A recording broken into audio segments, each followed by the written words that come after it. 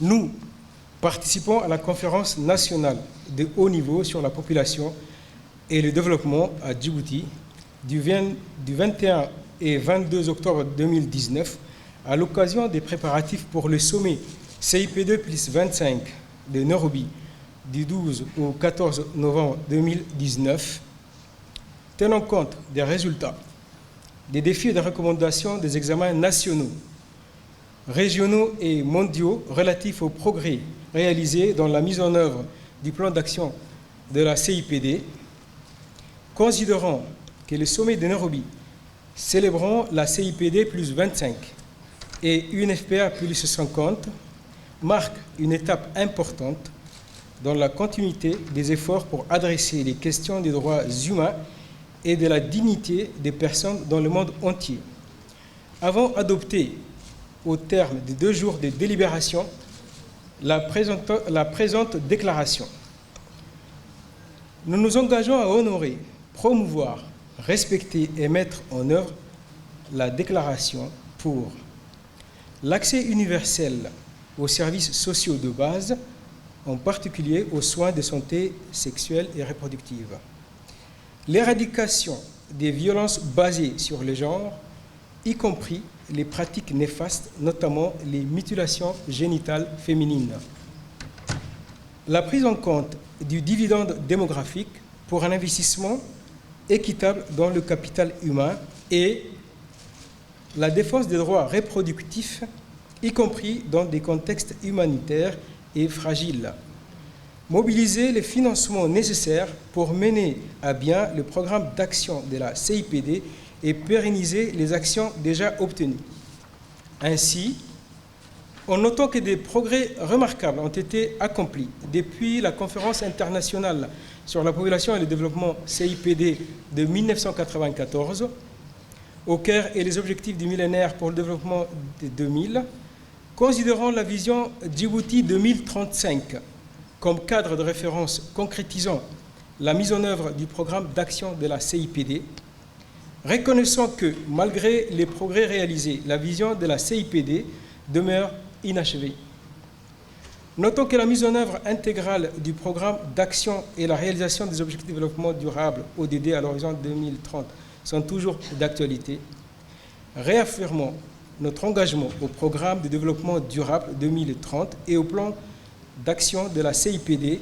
dans le pays et au rôle de l'UNFPA dans l'appui à la mise en œuvre du programme de la CIPD en tant que cadre de travail destiné au gouvernement pour la formulation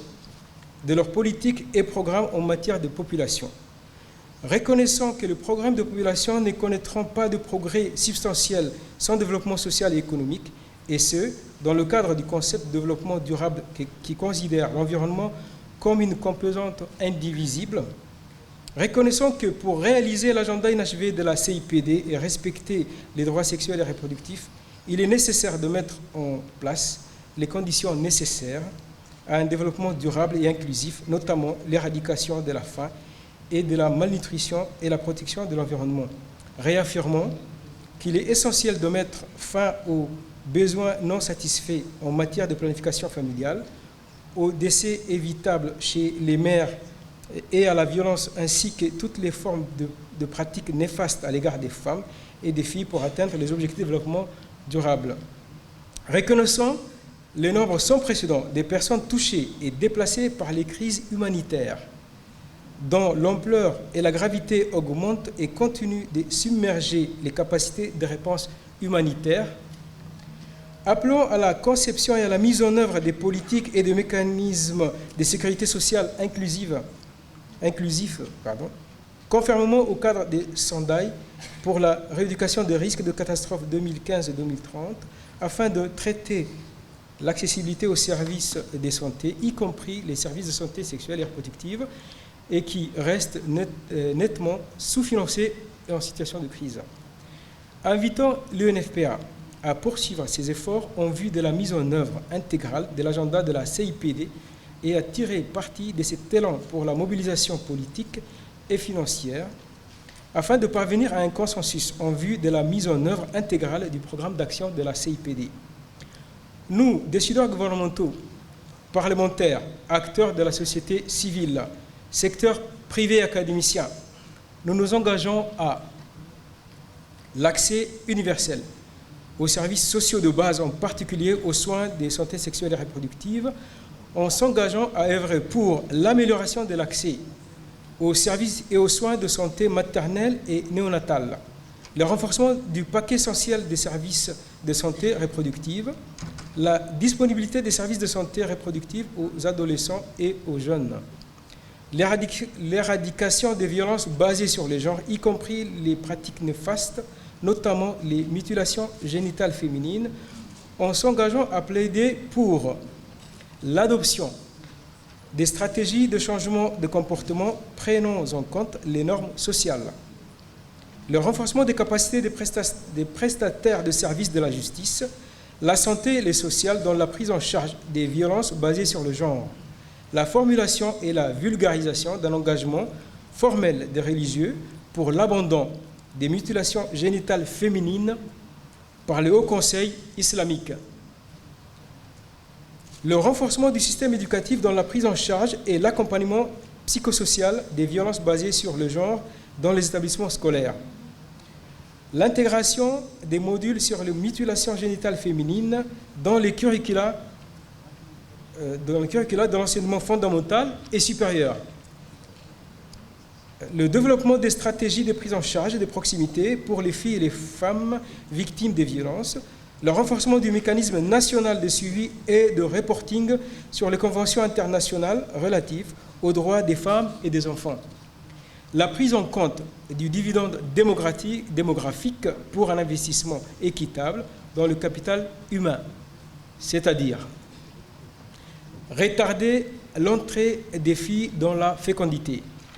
renforcer l'éducation des filles, rendre les services des plannings familiales disponibles et de qualité, renforcer les investissements démographiques dans les régions en priorité, renforcer l'investissement démographique dans les secteurs santé, éducation, infrastructure, renforcer le pouvoir de négociation des femmes au niveau de la communauté, définir les barrières logistiques, infrastructures culturelles et comportementales à l'utilisation du planning familial. Établir un contrôle qui assure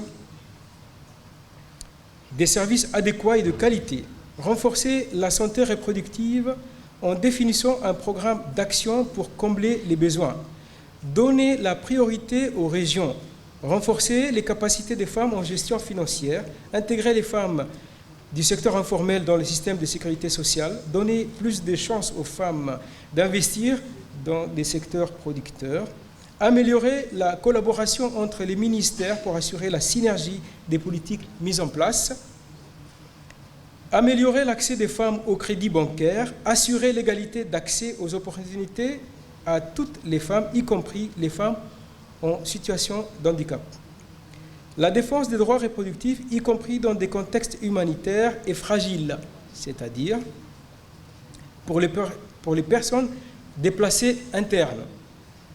Produire des informations statistiques, chiffres et profils des personnes relatives aux courants migratoires dans les différentes régions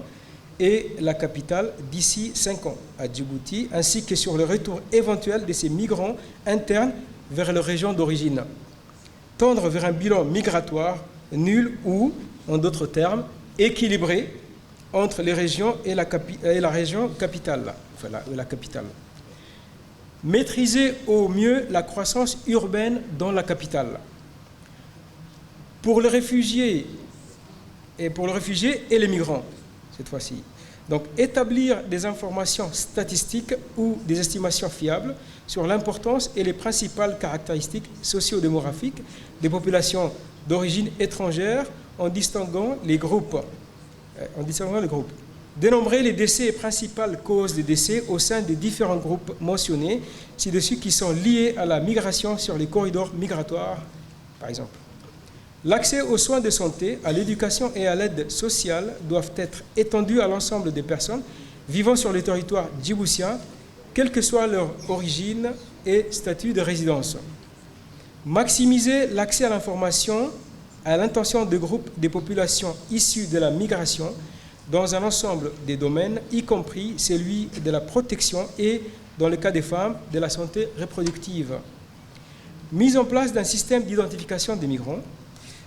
Enfin, pour mobiliser les financements nécessaires pour mener à bien le programme d'action de la CIPD et pérenniser les acquis déjà obtenus, en mise en synergie des programmes nationaux sectoriels, une amélioration de la coordination et une synergie des financements des partenaires du système des Nations Unies, une initiative de l'approche d'un partenariat innovant avec les secteurs privés et la société civile, et enfin un renforcement de la gestion axée sur le résultat des programmes. Voilà, donc je vous remercie.